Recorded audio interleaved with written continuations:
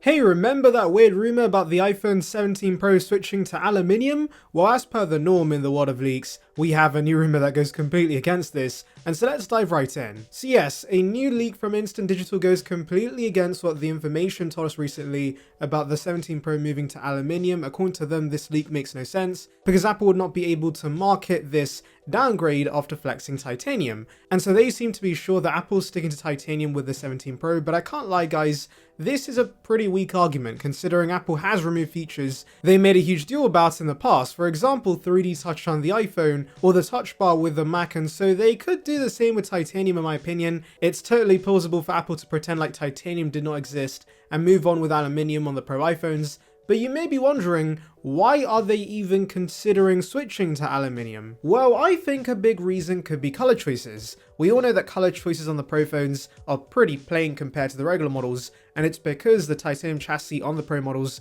is very hard to color in bright shades, and so maybe Apple's moving to aluminium just so they can give us actual fun, vibrant colors that look different for once. Especially since nowadays functionally phones aren't very different. If Apple gives Pro consumers bright shades of red, green and blue for once, that could actually get people to upgrade. I also think another side reason could simply be cost. Maybe titanium is getting more expensive for Apple to use, and so they want to widen their profit margins and use aluminium instead. Yes, there will be a compromise with the durability of the device since titanium is a tougher material, but if it does come in more fun colors, I don't think people will mind that considering many use a case. You know what else I would not mind? If you subscribe to the channel, of course. It's free and it'll bring you the latest about Apple right to subscription box, so please consider it. It would be appreciated. Join the Surround by gang now. Anyway, things get more interesting with the back of the device because apparently we could see our first camera redesign since the stove design was introduced with the iPhone 11 Pro. According to the information, the rear will be part aluminium,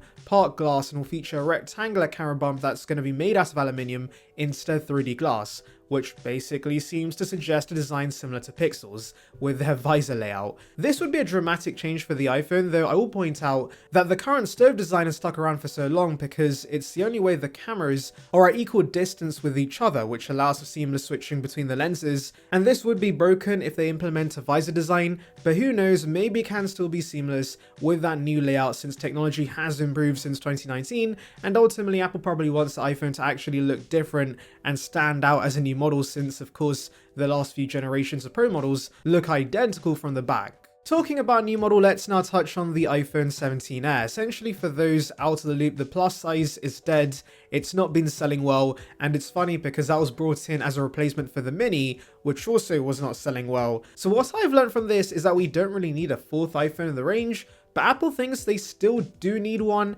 and so they're back with a new fourth option, and this time it's a slim model. So this is rumored to be called the iPhone 17 Air, which yes, would make sense based on what Apple's done in the past, but also do know Air doesn't actually mean thinnest products anymore. For example, the iPad Air is actually thicker than the iPad Pro, and so the name has kind of lost its meaning across the years, but for a product like this, Air would make sense, and it would be nice for the name to go back to its roots. We've been hearing this could be thinner than the iPhone 6, yes, the bendy iPhone, and apparently it could be 5 to 6 millimeters in thickness, which is absolutely insane when you consider the current Pro iPhones are 8.25 millimeters in thickness. Now I know some may be worried about the durability since, as I mentioned, the iPhone 6 was the bendy iPhone, but do remember the M4 iPad Pro is actually even thinner than the rumored iPhone 17 Air, and that had no bending issues as such, so I'm sure Apple can do their engineering magic this time to prevent any sort of bendgate situation. Now because it's so thin, there will be some compromises with the specs.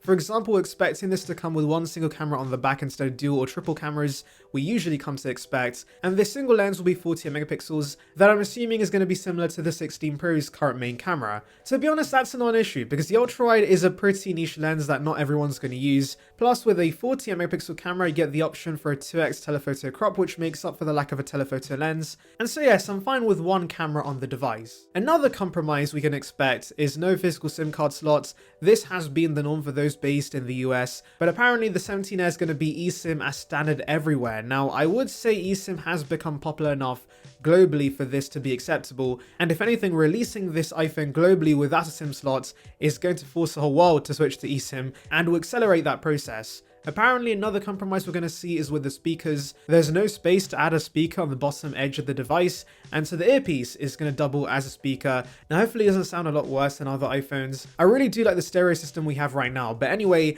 let's see what Apple does. The phone will also feature Apple's first in-house 5G modem, which I'm hoping is going to be more efficient, but there may be a few issues with it considering it's a first-gen product, and apparently it's only coming to the end, not the pros, and so that should tell you how confident Apple is with these modems. But here's hoping it's not as bad as the horrible Intel modems we had back in the day. We can also expect a compromise with the battery inside. Apparently that's what Apple's struggling with the most right now, but honestly I'm not surprised because when the phone gets thinner, usually it's the battery that's compromised. But hopefully due to the efficiency of the A19, there should not be a huge compromise with the endurance. Anyway, the size of the 17 Air is expected to be right in between the regular and Pro Max size options at 6.6 inches, so in a way it's similar to the iPhone 10 that was in between the 8 and 8 Plus, and it's also going to have the A19 with 8 gigs of RAM, as well as a new 24 megapixel selfie camera, which piques my interest because it's been a while since we had any sort of front-facing camera upgrades. Now I know some might be a little confused by this product because its specs are closer to a regular iPhone, or actually worse in some aspects,